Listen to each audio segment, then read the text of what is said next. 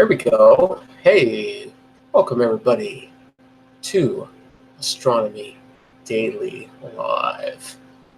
Hope everybody's doing well out there in the universe and the world. Just playing around with some chat over there. Notice that some quotes that I had installed were a little bit too long, so they just cut off at some point, and well, that's absolutely no fun at all to have that kind of quote and have the last bit gone. So I think I successfully deleted at least the ones that I found. But yeah, that's one of the Nightbot commands that I think everyone has access to. Trying to have a little bit of fun functionality there. So even if you're relatively bored with what the conversation is, you can still play with Nightbot a little bit and see what kind of mischief can be created there. So I always appreciate that. So yeah, hope everybody's doing well. Everything's good. Everything's good here. Just the sun continues to set in the west. Looks like a pretty normal sunset over there. So yeah, I hope everybody's doing well. Hey Bobby, what's happening? Not much. Just got done with This Is a Music Show on shortwave. Oh. And it should be, yep, the video is now ready to go.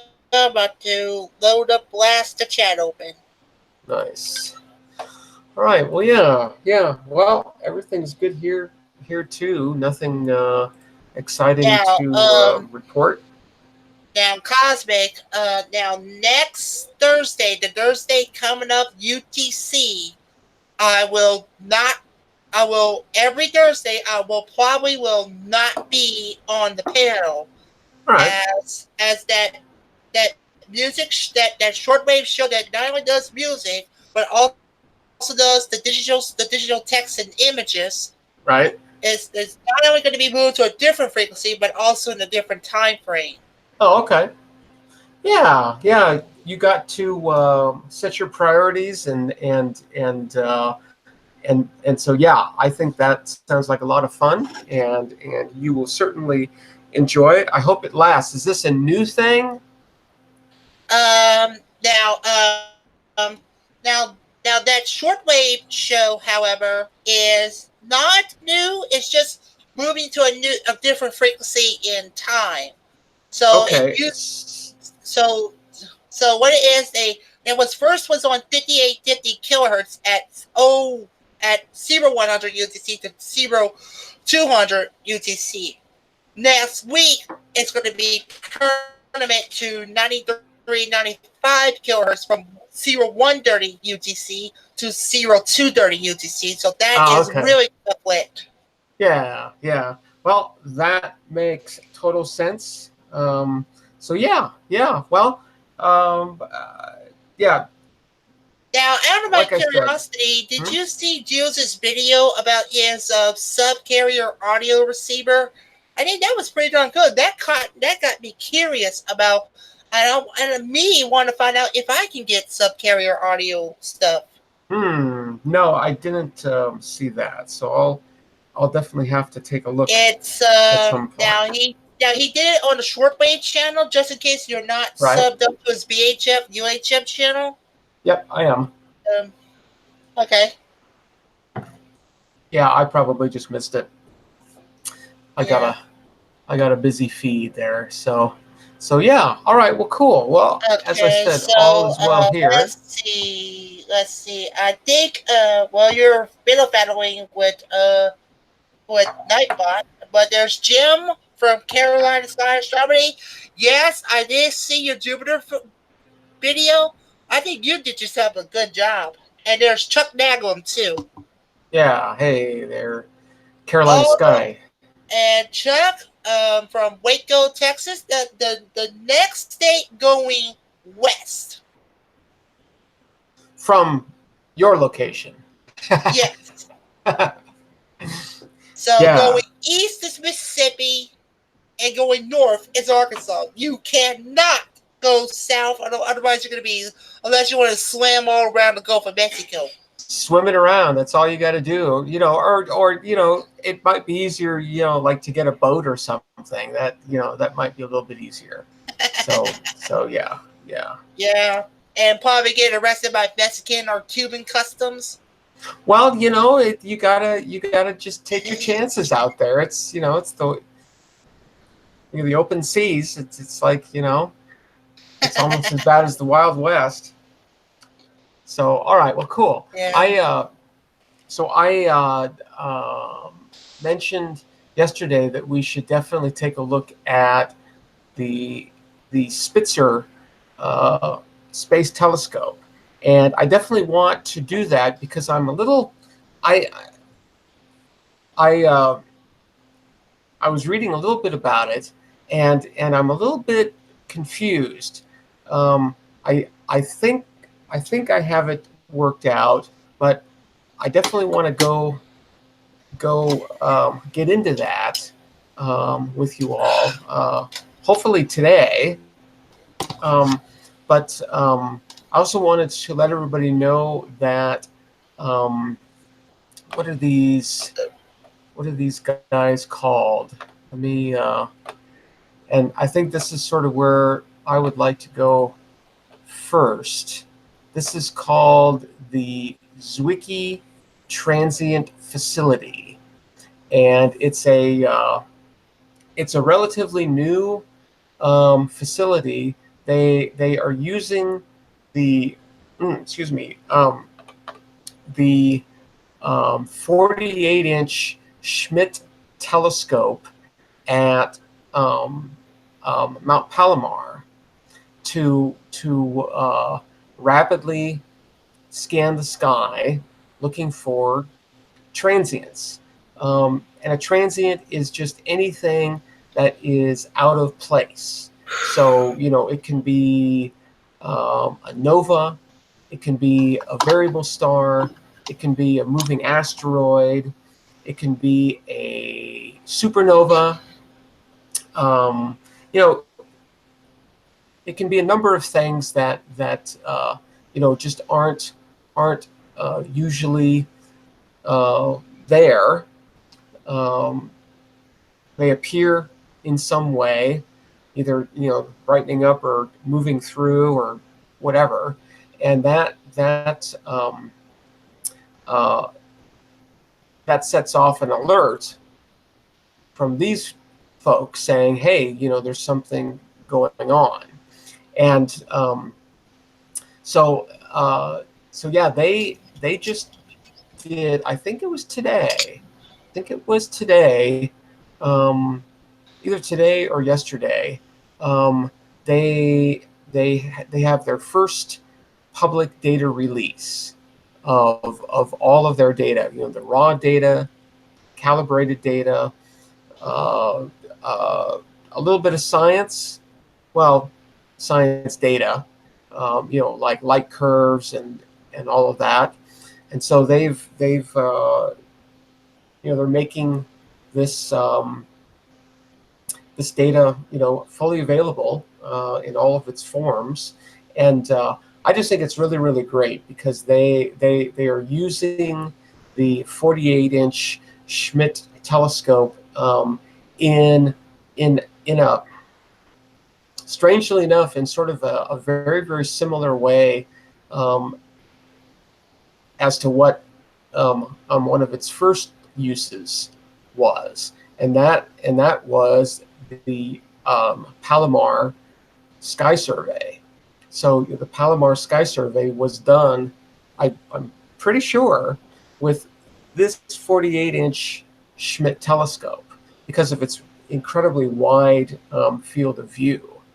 So they are using it again for yet another survey of sorts, this time looking for transients.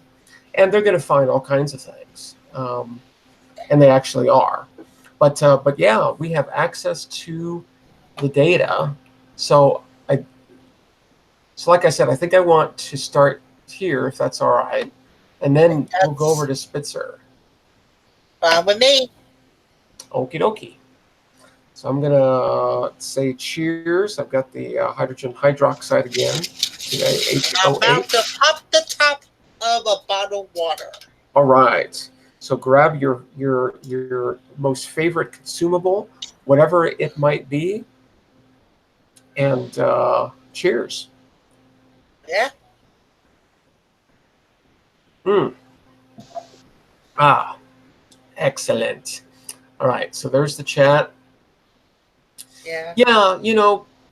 Actually, Jim, these days, 48 inches isn't all that much, but because it's such an incredibly wide field, and yeah, I mean, you're not slacking in terms of aperture for sure. But here, let me show you what I'm looking at here. I'm going to share my screen. The old potato is running a little cranky tonight, so my apologies in advance if there's any kind of weird things going on with the stream. Anyway, here it is, the Zwicky Transient facility, and here's the. I'll post the link over in the chat here for you. Makes you want to think he didn't restart his computer before the stream. Who's that?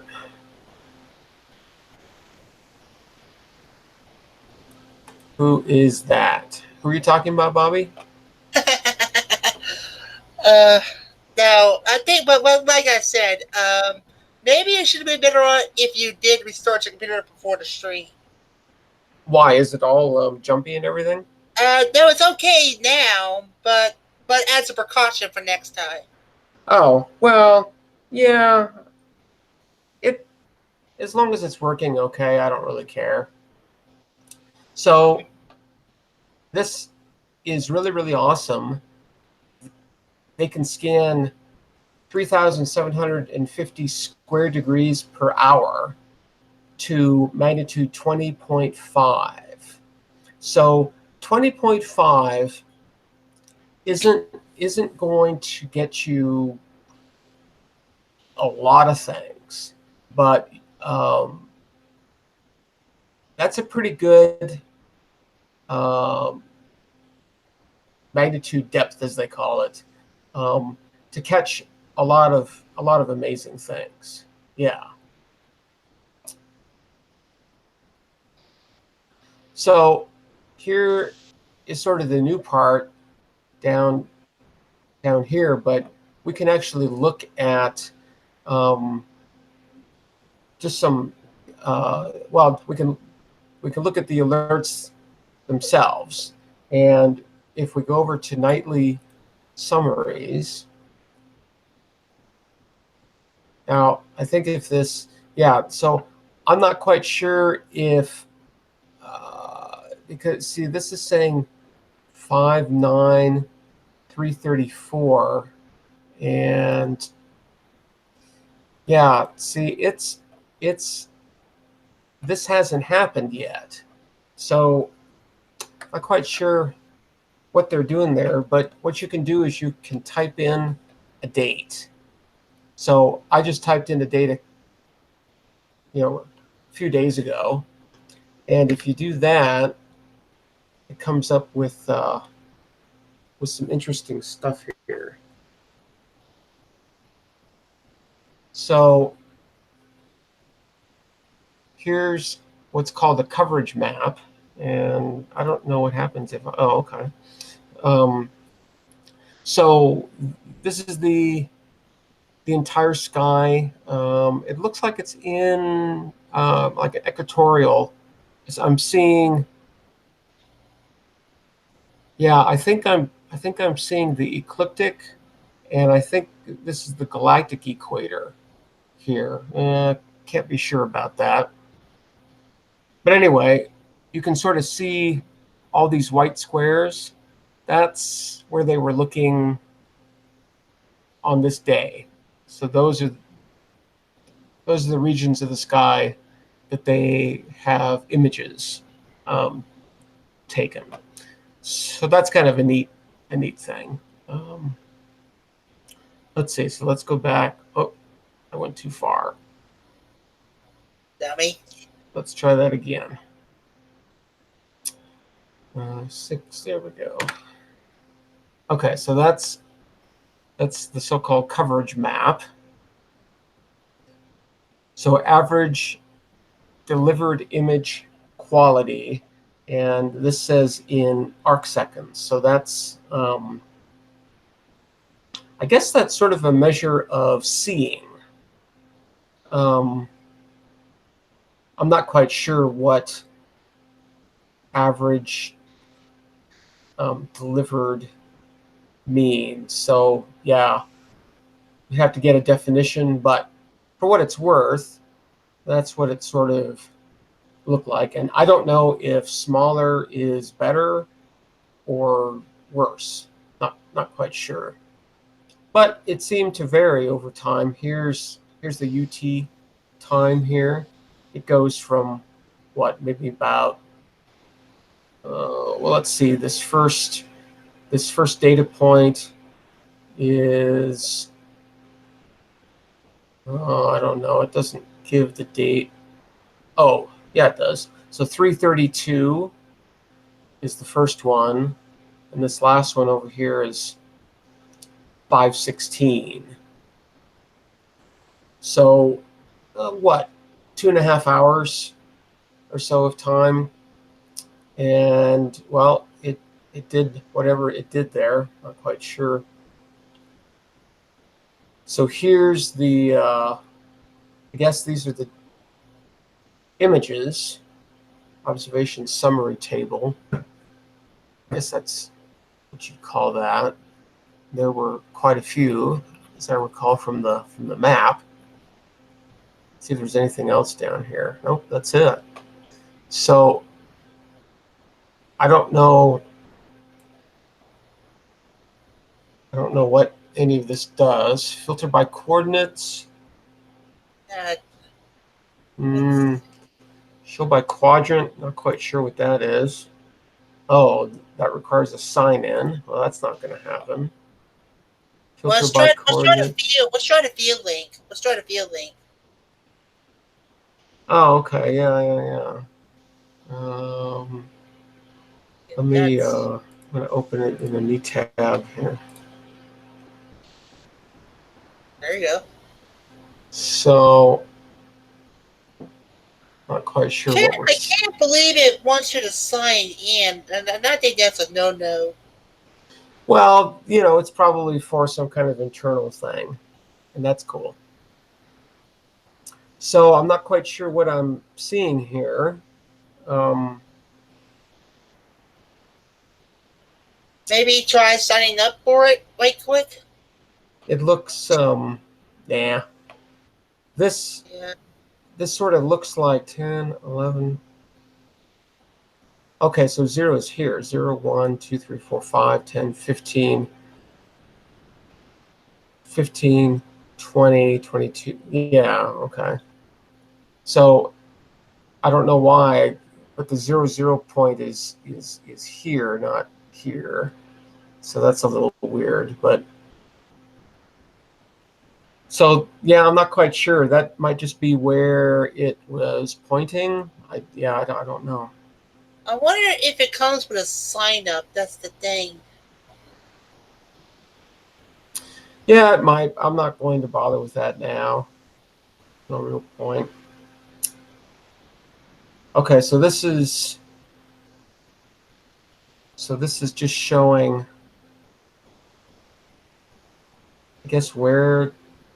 Well, this is UT hours and declination. So, yeah. Oh, here's right ascension up here. Huh. Okay. Not quite sure how to read that exactly, but that's okay. So that looks like the only thing that I see here is just the different things here. We can, yeah, look at another one. It sort of looks the same kind of thing.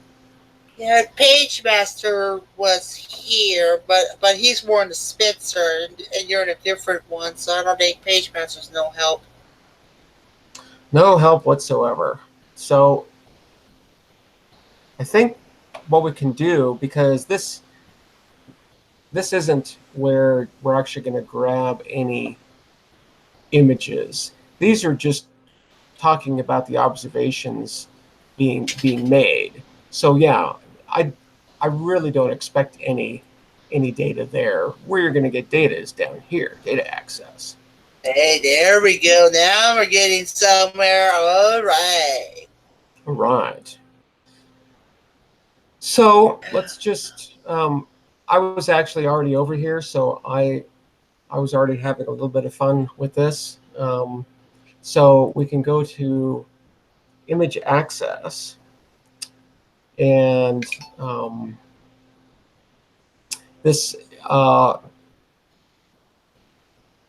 you may recognize this interface because it's exactly the same one that's used for Spitzer, except in this case it's the Zwicky Transient facility instead. So we can do exactly the same thing. We can look for a single object. I already looked for NGC 6397 and there wasn't anything. So then I did Messier 5 and that was there. So let's change this to 15 arc minutes. Get a nice radius there. And then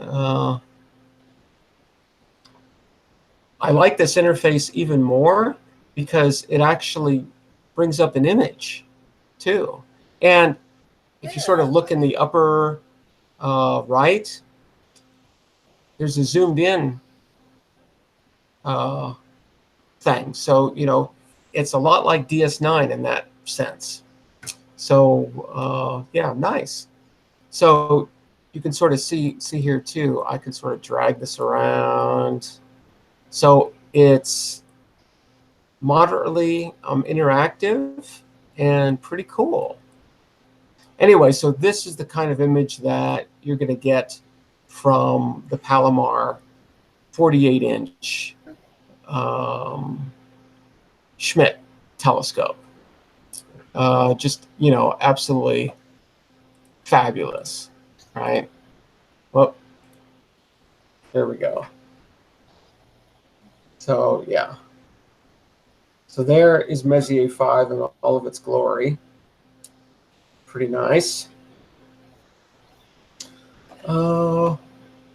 So yeah, so this is really, really neat. You know, if you want to download any of these as FITS images, you can.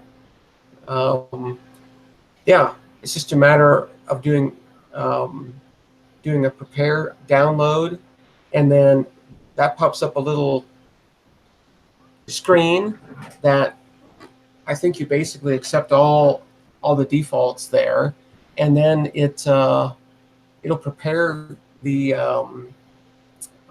data, and when it's done, it tells you, and you just go and grab it. So I think we did that maybe yesterday with Spitzer, and it's exactly the same interface. Do you have to log in to get to download information or no? To download what information? The information that you can grab. Are you talking about like this data? Yeah, something like that. Yeah, I can grab it right now. No, I was talking about, do you have to be logged in? No. No, okay. Nope, not at all. I've never been logged into this thing. I've just gone over to grab it, and yeah, it works. And yeah, you know, there are even some image tools up here to, you know, you can zoom in. See that? And you can zoom out. You can go to 1x. Hey, without needing DS9. Yeah, it's not bad. There's a number of different color tables that you could play around with. You know, if you want to go inverse like that instead, or if you want to do, you know, some kind of a rainbow thing, you can do that. So yeah, it's pretty nice. And I think, oh yeah, okay. So this is the different kinds of stretching that are possible. And yeah, you know, it's fun to play these kinds of things from time to time. There's a linear stretch. Oh, wow. So yeah, you know, just all kinds of little tools here, you know, to play around with and stuff. And yeah, you sort of go through every one of these. And I sort of have the settings set in probably not such a nice way. See if I can fix that. I don't know if I can or not.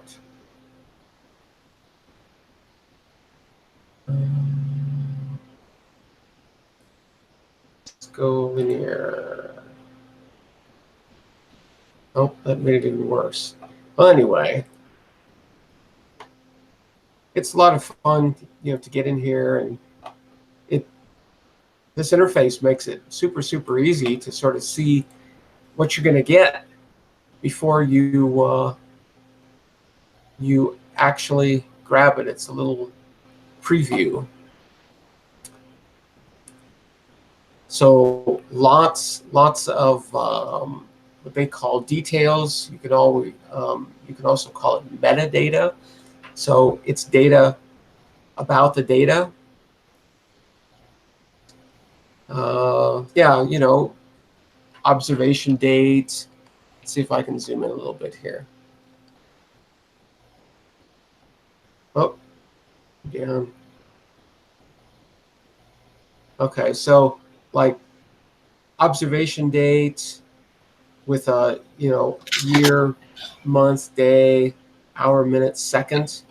It's pretty good. Julian date, exposure time. Yeah, you know, I don't know about this this seeing that.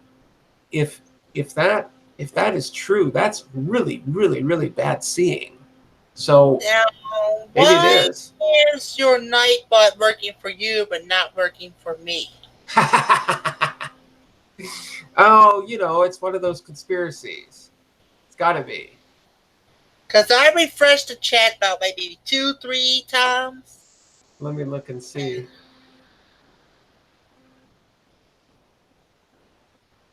I don't know. Let me try it.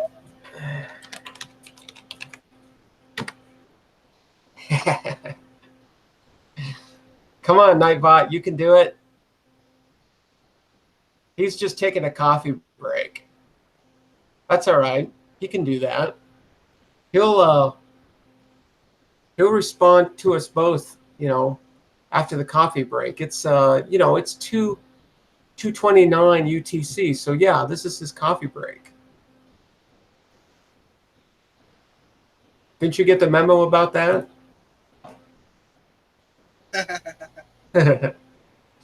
All right, well, cool. So let's see, what else? What else did we want to do here? That was pretty darn good about that data release announcement. Yeah, well, you know, this of course. And I think they're going to keep on doing it as it progresses, if I recall correctly, right? Yeah, they'll, you know, as they collect more data, they'll have more of these releases. Yeah. Okay. Yeah. And the cool thing is that every single day you can come in here and find out what the latest alerts are. If you're into wanting to know, when supernovae are going off and all that. And here's sort of an archive. It's in a compressed tar file, but that's okay. We know how to deal with those. G-zip tarball. Yeah, and that just goes back each day. And I don't know if you noticed. There are different types of tarball archives. Mm-hmm. There's G-zip tarballs, there's B-zip tarballs, and I think there's X-zip tarballs. Huh. Well, these are definitely G-zipped. GNU zip. But look at the size of these files over here. Some of them are pretty big. 16 gigs. Heck to the no. And then some of them are, empty, really. 44 bytes. I don't know, but anything that's 16 gigs, you're talking about. Well, you just reached your cap, baby. Yeah. Exactly. But yeah, so here it all is. We should let's try to find a small one. Is there a small one? Unless, of course, one gets a cloud downloader and probably a tool to extract the contents with no interaction with your local computer. You're just using a cloud-based source to get it done. Yeah. Well, anyway, yeah, it's kind of interesting. Oh, so here's the 7.4 megabyte one. That's kind of small. They either seem to be really small or really big, but this says 7.4 megs. That's sort of manageable on my part. Yeah. How big is your hard drive on your machine? I don't know. Because I don't think my Chromebook can handle a 16 gig download and maybe a double size of extracted whatever is in it. Yeah, I'm not sure. Let's see. So where are we going here? So yeah, I probably could use something that can transfer the file to my Google Drive and then use some type of tool in Google Drive to extract it.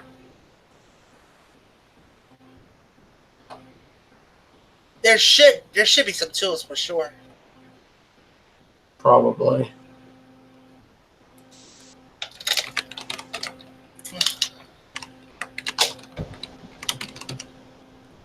July 190509. I think it's there already. Yeah, that's it. So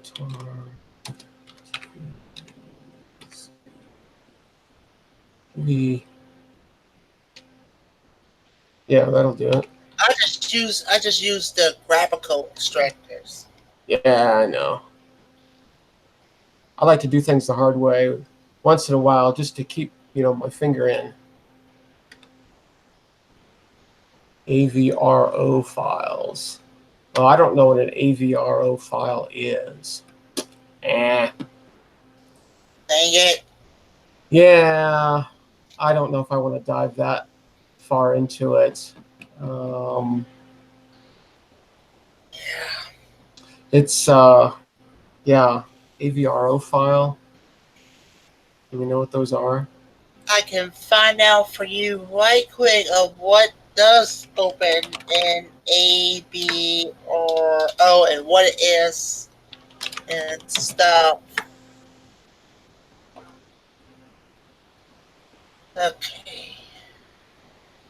Okay, so the AVRO files probably will be open with something called Apache AVRO.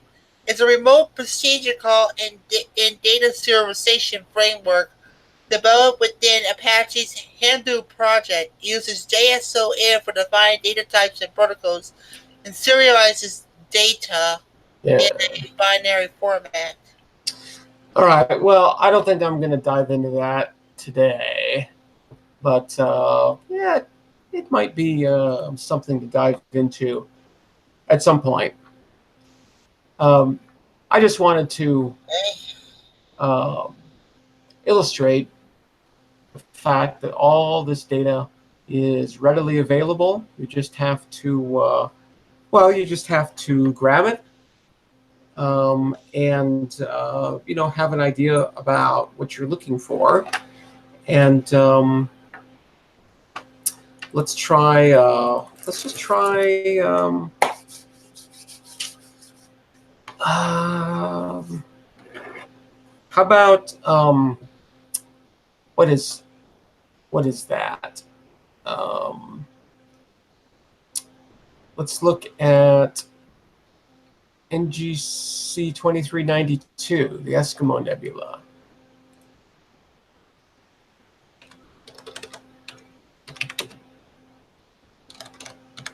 Oh, 2392. Okay, found it. We go back to 15 arc minutes.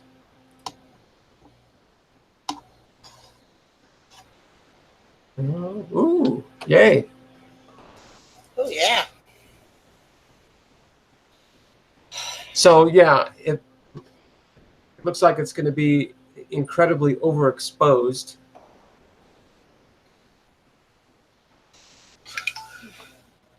Oh, for some reason, I'm not able to zoom out. Why is that? Because you got the whole page zoom. You might want to bring that back to 100. Well, but I should still be able to do these, but I can't. I can just do these. Oh, But then why don't you download it and DS9 it? Well, probably not entirely necessary to do that much. We're just looking. So obviously there it is, overexposed. There it is again, overexposed. So you can see the observation date here. I hope you can at least. So these were taken, this particular one was taken on September 2nd of last year at 12:05 UTC. 12:05 UTC. Okay, yeah. Cool. All right, let's keep going here. See if there's anything else. It's probably going to all look about the same, I would think. Overexposed circle right next to a bright star. Yeah, not much here. But what this does is it gives you a list of all the times that this facility observed this object. So that allows you, to look at this object, or at least this field of view, multiple times. So it looks like in this case, I'm looking at the dates here. They go from September 2nd through September 28th of last year. So that's pretty cool.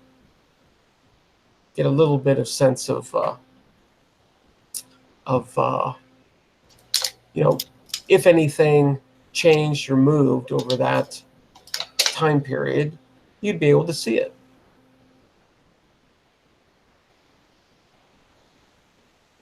We could actually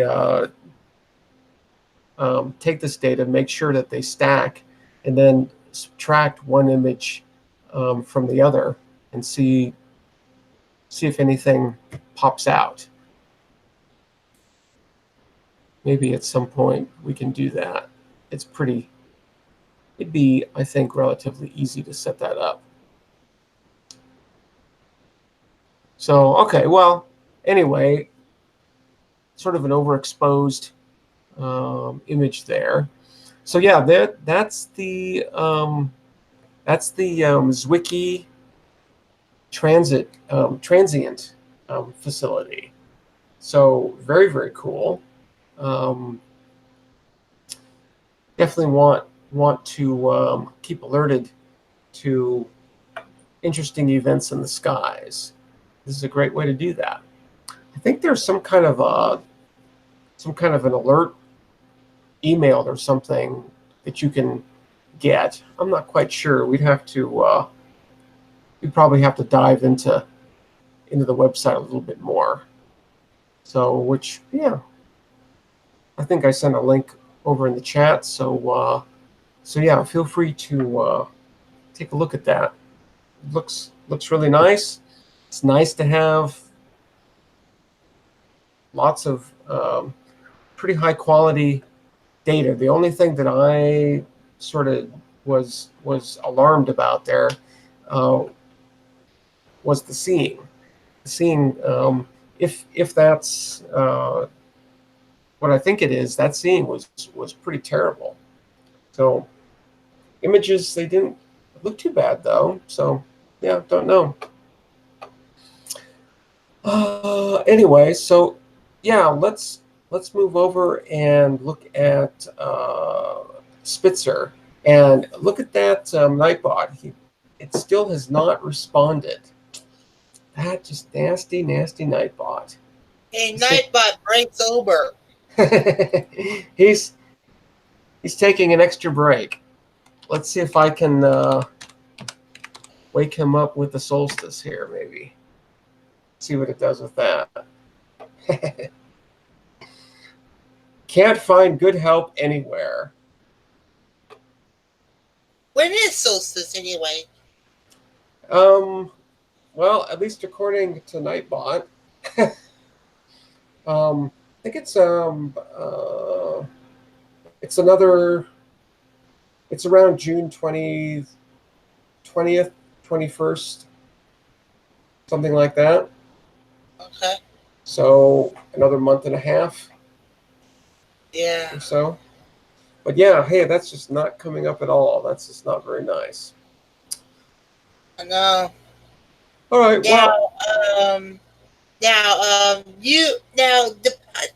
What is the best flash drives you would get, or the best micro SD cards you ever get? Oh, I don't know. I'm not.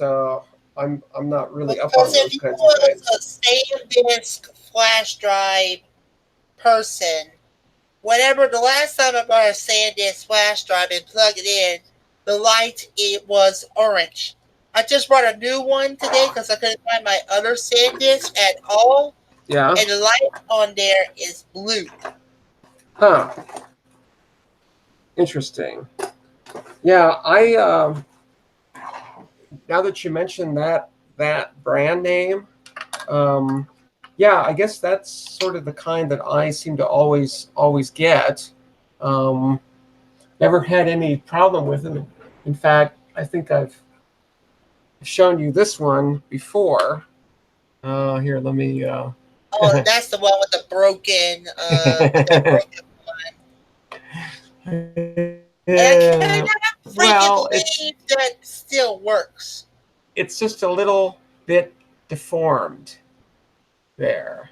So here, let me make sure that that's focusing. Yeah. I cannot believe your flash drive still freaking works. It does. It does. It works just fine. It was sitting in a computer, right, like this, sticking straight out, and I walked by it, and of course my leg banged up against it, and of course I felt it right away, and I looked at that and I'm like, oh. So I pulled it out and I put it away. It's like, it's dead. And a couple of days later, this little voice in the back of my head said, why don't you try that? Just try it. And so I did, and it works. It works just fine. It's 32 gigs, So that's sort of an adequate amount to save. So, but yeah, now, it works. If you can Works come just up fine. with a number 1 and number 2, I think SanDisk should be at the number 1, and I think PNY should be at number 2. Oh, okay. Yeah, I think I feel brought PNY media stuff before. I feel the same way about thumb drives and flash drives and all that as I do about cars. And that is, as long as it works reliably, nothing else really matters all that much. But yeah, I agree that these SanDisks um, uh, work pretty well. I don't think I have one that doesn't malfunction. I was trying to find one in here that I actually, there was a thumb drive that I bought. Is that it? Yeah. So I bought this really, really, really cheap. Really, really cheap. It was, it's 128 gigs. And I don't remember how much I paid, but it was obviously not enough because this thing does not work at all. Yeah, it just doesn't work at all. So, but like I said, I don't think I paid enough for it. So you get what you pay for. Yeah. So, but there's absolutely So there you no. go. I think it's better if you get like a SanDisk SD cards or SanDisk thumb drives. There's absolutely no markings on this whatsoever, except for the thing saying 128 gigs. Is that going to focus? Come on, you can do it. Here you go. Yeah, there you go. There it goes. Oh. So, looking at fingernails and everything too. But yeah, it lost it. So yeah, that's okay. It's just an off-brand. Just needs to be put out of the door. Into the drawer it goes. But this one works just great. So I don't. And how big is your SanDisk one? Because mine's a 16.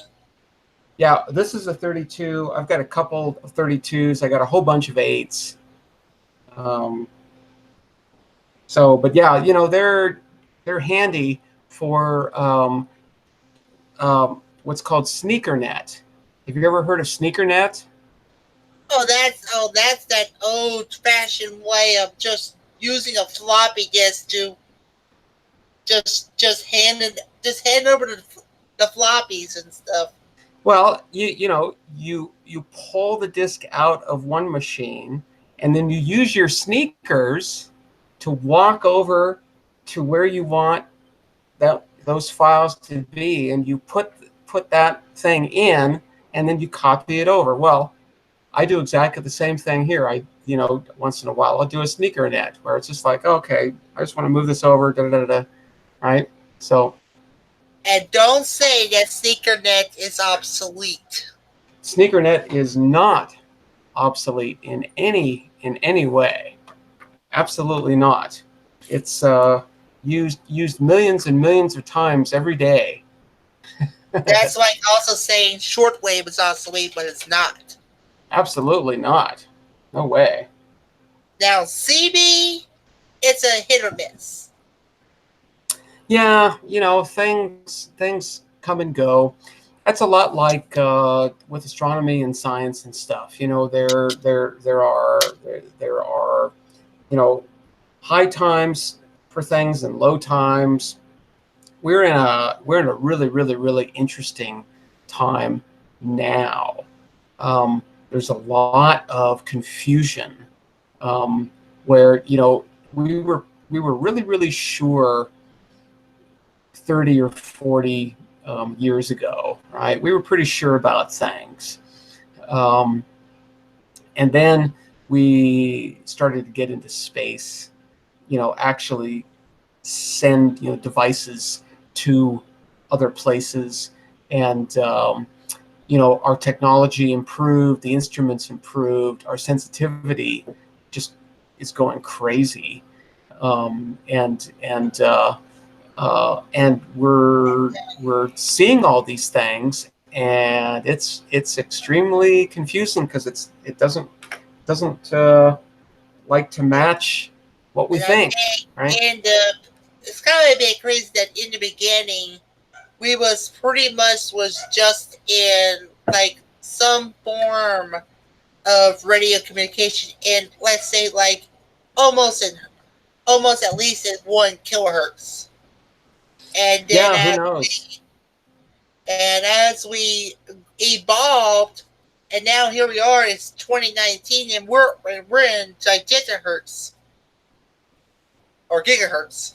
Yeah. Where does it end? It doesn't end. I like it.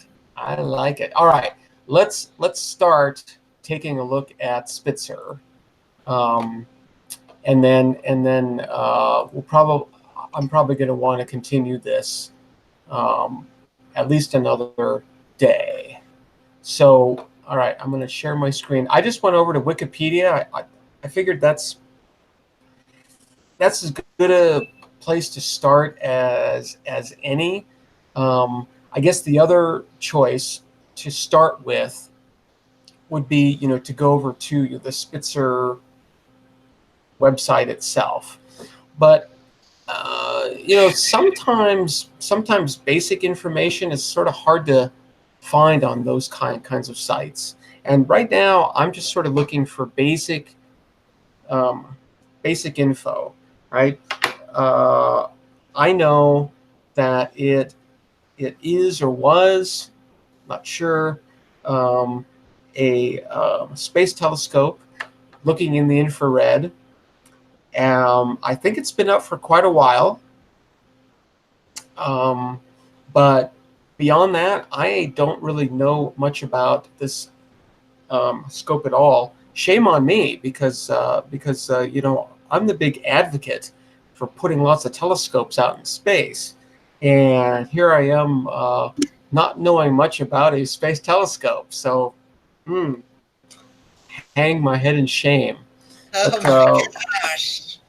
But I want to rectify that a little bit by finding out. Just let's start at the easy stuff and work our way in. I definitely want to get onto the sort of main Spitzer site.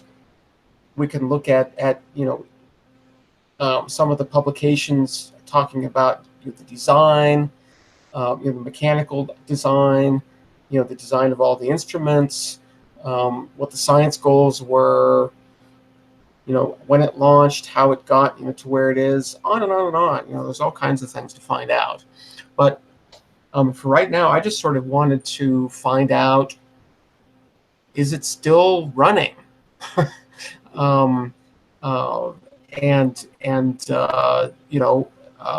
If so, what's its life expectancy now?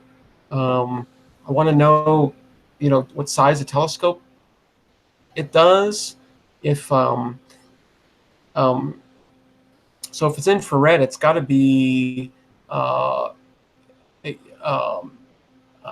temperature management is sort of a big deal, even more so than regular visible light telescopes. So, that be true. Well, while we also have a shelf life, everything has a shelf life. Right. That's very, very, very true. But it's kind of like a bit weird that some of the much more even older radios that can still do the job. I really love to see the old radio videos and find out if it's like still working or needs little or no maintenance. And it's kind of like a bit crazy and stuff looking at those old radios and those videos, and it's like they're still working.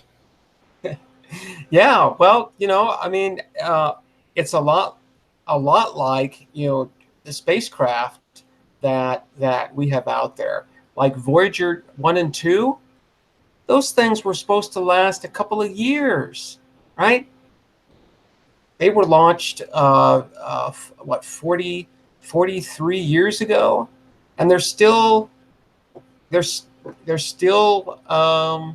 working. Not all of them anymore. Not all the instruments. I think they're down to one or two, because it's running out of power.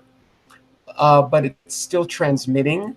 It's still receiving commands. It's still sending back all of its data. So yeah, if things are built well, with some intelligence behind them, which I think all of the spacecraft that I've seen, at least, have exceeded their time really, really well. With a couple of exceptions, but like the Philae lander that was supposed to land on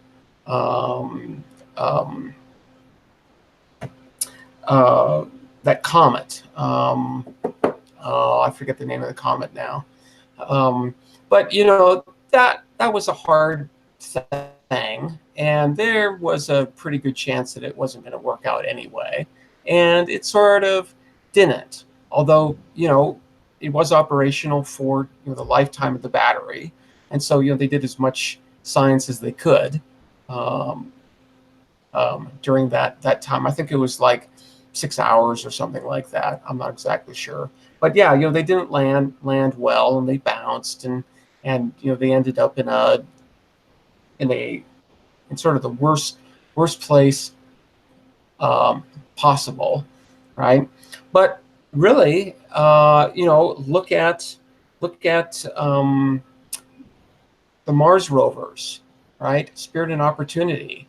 They, I think, were planned to last for 9 months, and Opportunity ran for over 15 years. So you can't. That's just absolutely incredible. So yeah, if you build things right, and so Astro Live Channel, I had to welcome him, and if you would check the chat about Spirit and Opportunity that he was posting. Okay, yeah, I will look over there.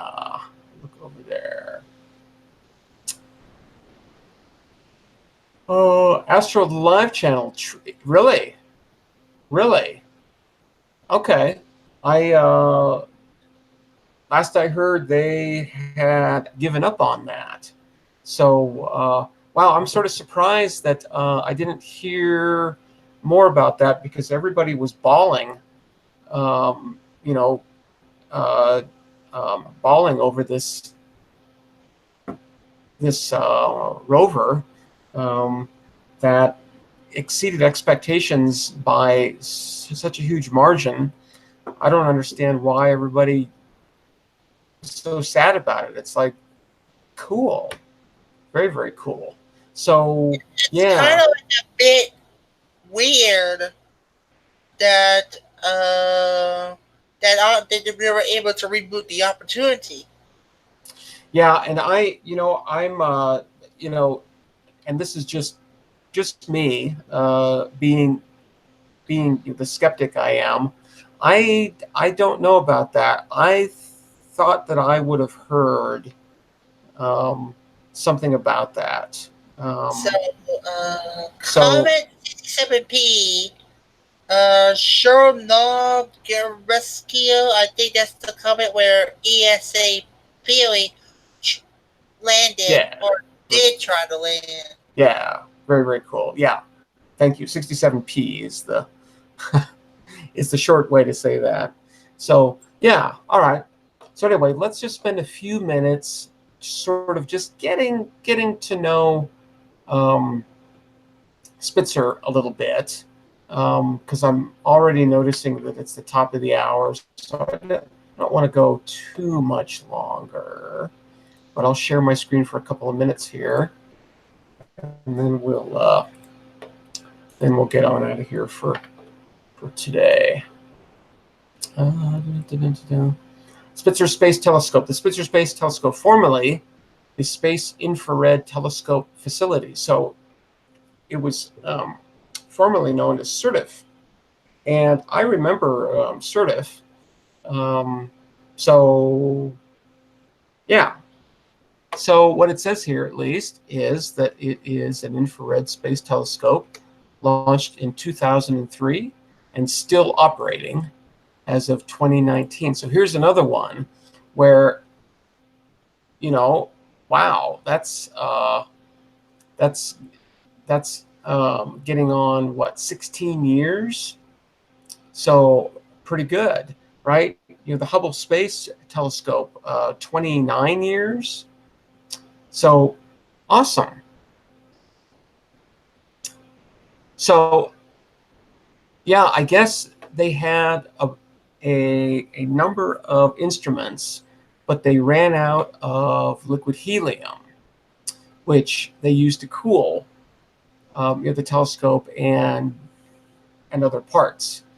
And so, you know, without that, you can't really use those instruments anymore because they just aren't sensitive enough. But I guess a couple of the instruments could be used. It says here that the two shortest wavelength modules are still operable with exactly the same sensitivity as it was when you know, the coolant was exhausted. So okay, they have. So Astronaut Channel just provided with a correction about opportunity. Okay. Oh, sorry. Okay. All right. No worries. No worries. No worries. Yeah. You know, that kind of thing. I mean, you know, look, I am not, you know, like the news dude or anything, but you know, I try to pay attention, and I think, you know, the fact that there was such wailing and lamenting about you know, the loss of our good friend. Um, I would think that if they had reestablished, I think I would have heard about that. So no worries. Anyway, so yeah, they renamed and sort of repurposed the mission to just use those two cameras instead. So cool. That's what they did. So let's see here. Spitzer at Caltech. So far it's been 15 years, 8 months, 13 days. Launch date was 25th of August, 2003 on a Delta II.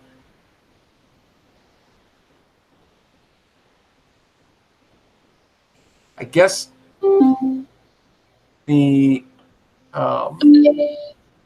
entered service thing, I guess, is... Sorry about that. Yeah, no worries.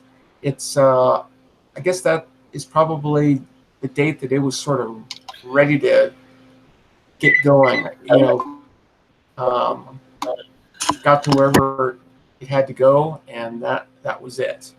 Okay, so it follows a heliocentric orbit, trailing and drifting away from Earth's orbit. Okay, so it's in this thing called an Earth trailing orbit. It's still orbiting the sun, but it's just behind the Earth. Okay, so here it's 85 centimeters in diameter, F12. F12.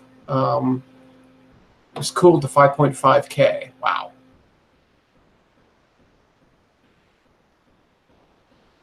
Cool. So yeah, that lasted for a few years, right? It was set to go in '03, and it ran out of helium almost 10 years ago. Okay.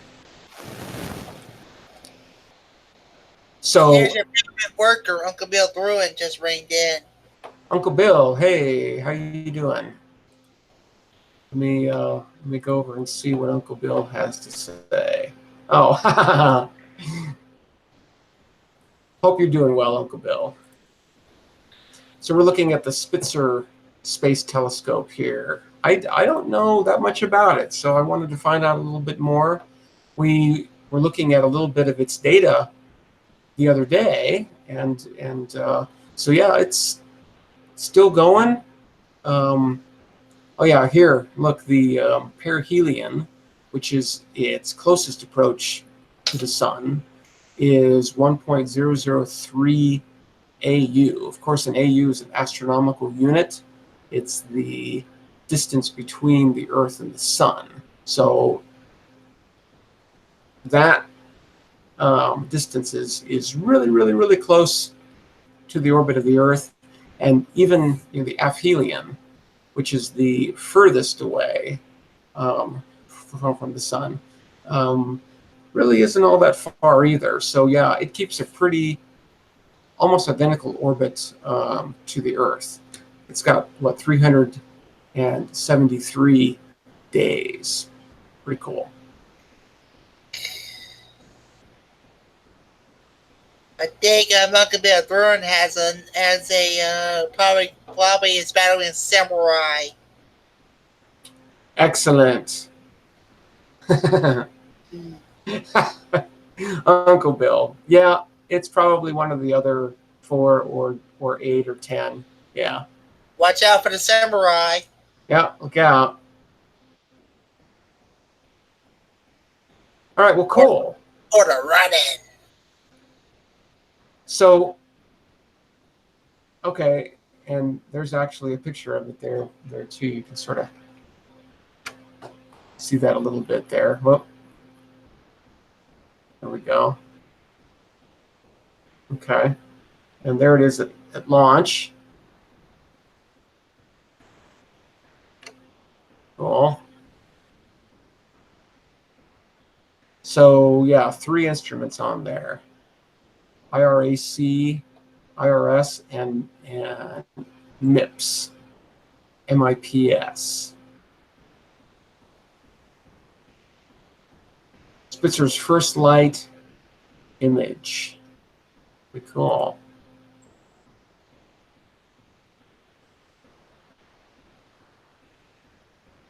Can't complain about that.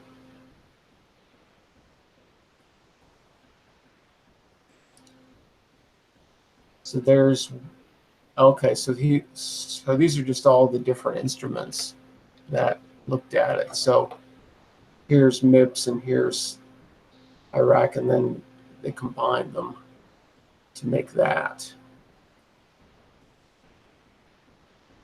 Pretty cool. So yeah, this is very much in the infrared. Let's go back here. Oh, brought us all the way back to the beginning. So IRAC looks at 4 different wavelengths simultaneously. IRS is a spectrometer, okay?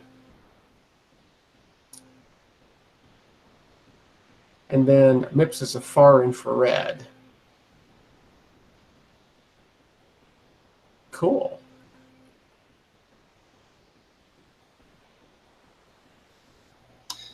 Okay, so yeah, this is a infrared image of the Helix Nebula, and this looks like it's all Spitzer data, 3.6, 4.5, 5.8, 8, yeah, cool.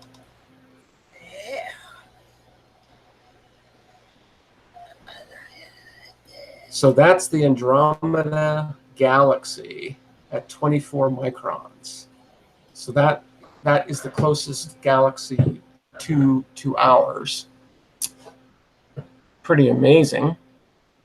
Don't know if I've ever seen that picture before. Pretty spectacular. Wow.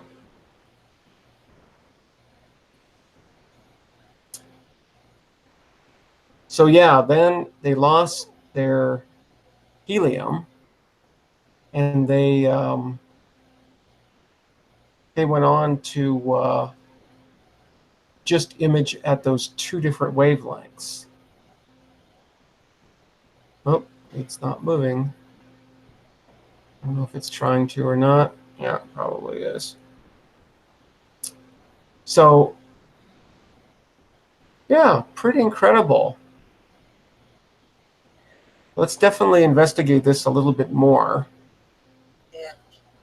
It is worth it. Worth it to dive into that just a little bit more. Because, yeah, you know, again, we have access to all this data. This is, actually, I think this is Zwicky here, but yeah, we've got access to Spitzer data. So yeah, I think we should definitely find out a little bit more about that. And I say, let's work on that tomorrow. Now, did you not know that a samurai has a master, but a Ronin once had a master, and a day something happened to the master, and they had to continue their trade, and they had to be self-taught. Yeah, I don't know how that works. It sounds very, very complicated. It's one of these Japanese things. That's probably at least one of the reasons why it's complicated, you know, because we humans love to complicate things. So there we go, doing it again. So, all right, well, I think for now, everybody, I'm going to get on out of here for today. Yeah, it's 3:12, so good time to stop. I want to look at Spitzer a little bit more and maybe look at a little bit more data as well, see what kinds of data products they offer. It probably isn't just images. So yeah, we should definitely keep that in mind. There's always so much to investigate and to find out that you know, we could spend lifetimes doing that. But you know, we just take a little piece at a time every single day, and over the course of time, you know, it definitely adds up. You find out a little bit about lots and lots of things, and then you can sort of dive deep into each one, and that's always absolutely fantastic. So, okay, everybody, I'm going to check the chat one more time, make sure that there are the proper number of shenanigans going on. Good. And I don't think that Nightbot ever responded. So I'm going to try Nightbot one more time. I'll ask it to tell us how long it is until the solstice. But Nightbot might just sort of be